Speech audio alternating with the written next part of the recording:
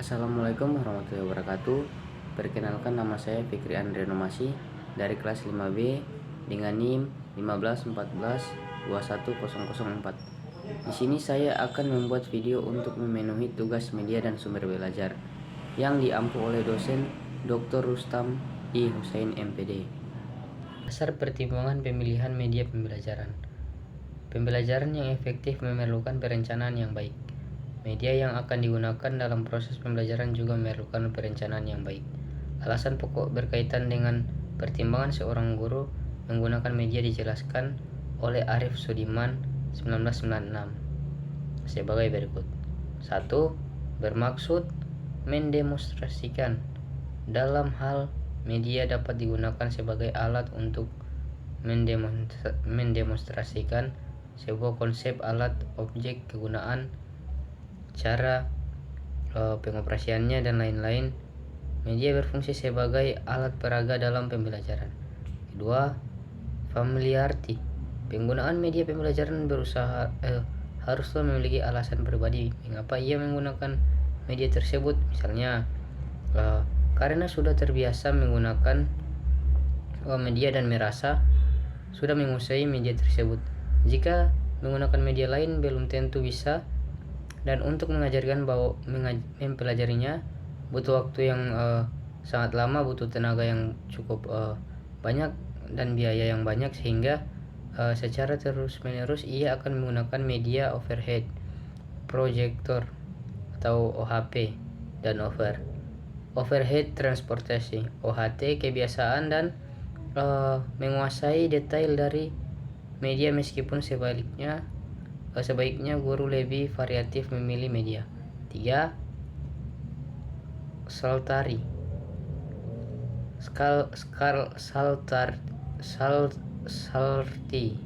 Salarti. Alasan ketiga mengapa ini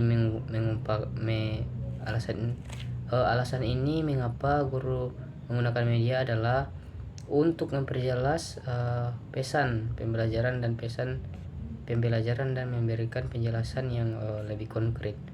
Yang keempat, active learning. Media dapat berbuat lebih dari yang bisa dilakukan oleh guru. Salah satu aspek yang harus diupayakan oleh guru dalam pembelajaran adalah siswa harus berperan secara aktif, baik secara fisik, mental, dan emosional. Dalam praktiknya, guru tidak selamanya mampu membuat siswa aktif hanya dengan cara metode ceramah, tanya jawab, dan metode lain. Namun diperlukan media untuk menarik minat, perhatian, dan gairah keinginan belajar siswa. Sejumlah kriteria khusus lainnya dalam memilih media pembelajaran yang tepat dapat kita rumuskan dalam satu kata, action, yaitu akronim dari akses, cost, teknologi, invertansi, dan novelty. Yang pertama, akses. Kemudahan akses menjadi pertimbangan pertama dalam memilih media. Apakah media yang kita perlukan itu tersedia, mudah, dan dapat dimanfaatkan oleh murid. Yang kedua, cost. Biaya yang harus dipertimbangkan. Banyak jenis media dapat menjadi pilihan kita. Pada umumnya media canggih biasanya media canggih itu biasanya cenderung mahal. Namun mahalnya biaya itu harus kita hitung dengan aspek aspek pemanfaatannya. Semakin banyak uang yang kita gunakan, maka unit case dari sebuah media akan semakin menurun.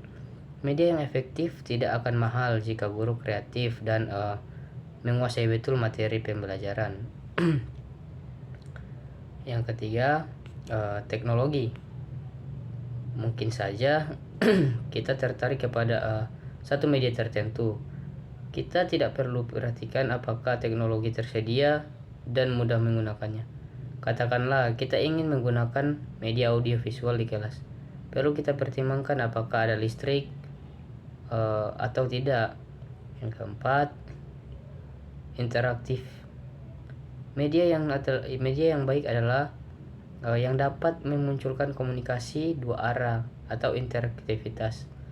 Setiap kegiatan pembelajaran yang Anda kembangkan tentu saja memerlukan media yang sesuai dengan tujuan pembelajaran tersebut. Kelima, organisasi. Pertimbangan yang juga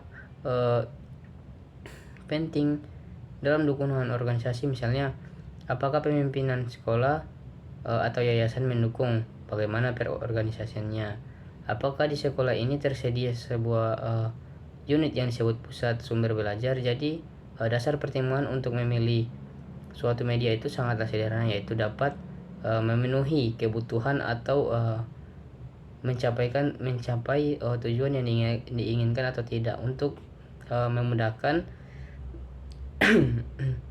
dalam memilih media, tentunya lebih dahulu harus diingat bahwa media pembelajaran adalah bagian dari sistem. Media tersebut tidak terlepas dari konteks sebagai komponen yang terbuat dari instruksional secara keseluruhan. Berdasarkan komponen-komponen dari sistem instruksional inilah kriteria pemilihan media dibuat. Kriteria-kriteria yang menjadi fokus di sini antara lain karakteristik siswa, tujuan pembelajaran, bahan ajar, sifat pemanfaatan media. Adapun beberapa kriteria umum yang perlu diperhatikan dalam pemilihan media. Namun demikian, secara teori bahwa setiap media memiliki kelebihan dan kelemahannya yang akan memberikan pengaruh kepada efektivitas program pembelajaran. Sejalan dengan hal ini, pendekatan yang ditempuh adalah mengkaji media sebagai proses. Beberapa kriteria umum sebagai berikut. Kesesuaian dengan tujuan. Yang kedua, kesesuaian dengan pemateri pembelajaran. Yang ketiga, kesesuaian dengan karakteristik pembelajaran atau siswa. Yang keempat, sesuai dengan teori.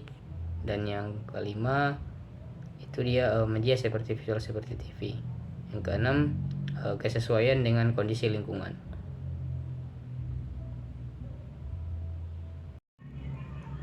Prosedur pemilihan media. Prosedur pemilihan media bila dilihat dari bentuknya, cara tersebut dapat dikelompokkan menjadi 3 model, yaitu pertama, satu model flowchart yang menggunakan sistem pengguguran atau eliminasi dalam pengambilan keputusan pemilihan. Kedua, itu ada model matriks yang menggunakan proses pengambilan keputusan pemilihan sampai seluruh kriteria pemilihannya diidentifikasi. Yang ketiga, model checklist. Nah, model ini yang juga mengunggah keputusan pemilihan sampai semua kriterianya dipertimbangkan. Nah, prosedur lain untuk pemilihan media dibuat dalam bentuk matriks yang dikembangkan oleh Wilbur Scrum 1977. Yang ingin melihat kesesuaian media